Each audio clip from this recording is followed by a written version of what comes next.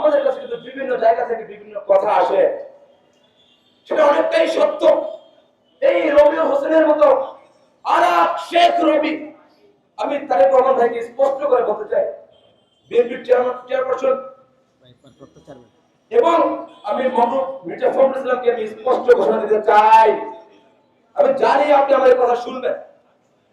আপনাদের যে 17 বছরে আপনারা একটা অন্ধকার যুগে ছিলেন, তার পূর্বের ইতিহাস কিন্তু আমরা জানি, আমরা কিন্তু আপনাদের ইতিহাস জানি।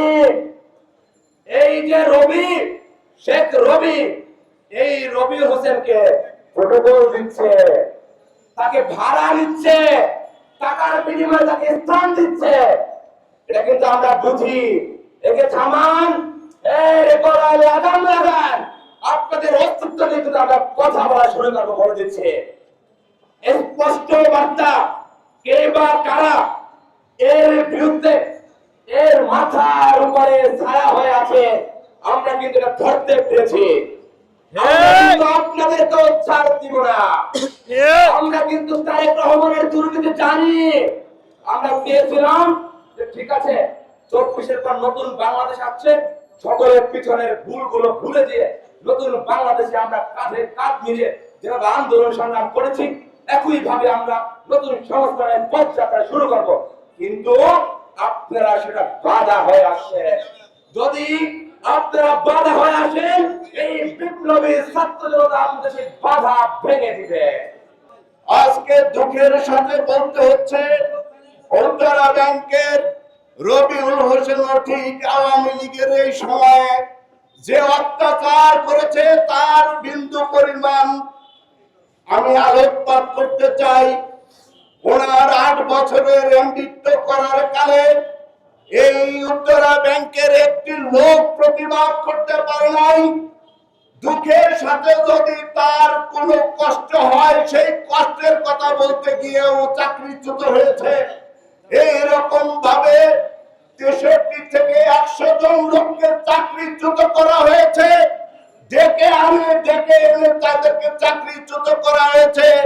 ভয় দেখিয়েছে ডিবি হারুনের, ভয় দেখিয়েছে ওবায়দুল কাদেরের, ভয় দেখিয়েছে নজরুল ইসলাম মজুমদারের, ভয় দেখিয়েছে সালমানের রহমানের কারণে আমরা কিছুই বলতে পারি নাই।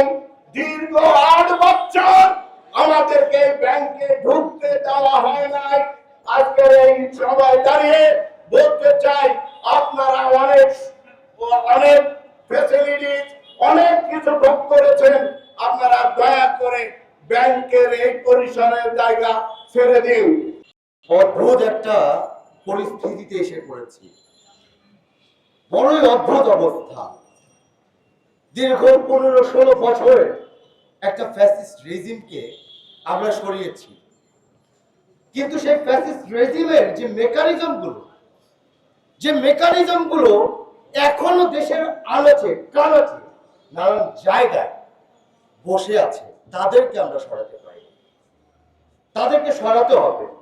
আমি 5 আগস্টের পর বারংবার বহু জায়গায় বলেছি, এই অভ্যুত্থানকে অবমূল্যায়ন করার জন্য যত রকমের পায়তারা আছে, সকল পায়তারা এই ফ্যাসিস্ট হাসিনার মেকানিজমরা নানান জায়গায় বসে বসে করবে। সুতরাং আমাদের কি করণীয়? 5 আগস্টের পর বারংবার বলেছি, যারা আমরা অভ্যুত্থানে ওতপ্রোতভাবে জড়িত ছিলাম, যারা আমরা ইন্টেরিয়াম গভর্নমেন্টকে ক্রিয়েট করেছি, এই উপদেষ্টা মন্ডলীদের ক্রিয়েট করেছি, যদিও উপদেষ্টা মন্ডলীদের মধ্যে ভারতীয় দালাল, ফ্যাসিস্ট হাসিনার কিছু দালাল, কিছু প্রথম আলো গ্রুপের দালাল এজেন্টরা এসে বসেছে, তাদের কাছে আমরা কখনো বলি না। আমরা বলি আমাদের তৈরি অভ্যুত্থানিক যে ইন্টেরিয়াম গভর্নমেন্ট, তাদেরকে আমরা বরাবর বলেছি এই মেকানিজমকে ভাঙতে হবে সর্বপ্রথম। যতক্ষণ পর্যন্ত এই মেকানিজমকে ভাঙতে পারবেন না, ততক্ষণ পর্যন্ত আপনারা বলতে পারবেন না একটা ফ্যাসিস্ট রেজিমকে পরিপূর্ণভাবে ভাঙতে পেরেছে। এবং আলটিমেটলি সেটাই দেখছি।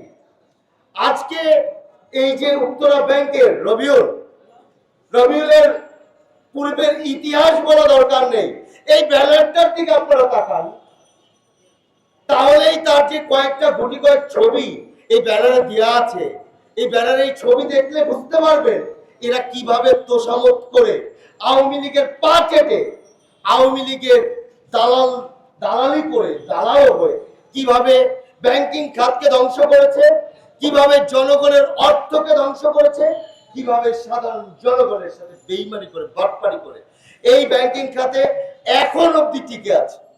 অদ্ভুত ব্যাপার।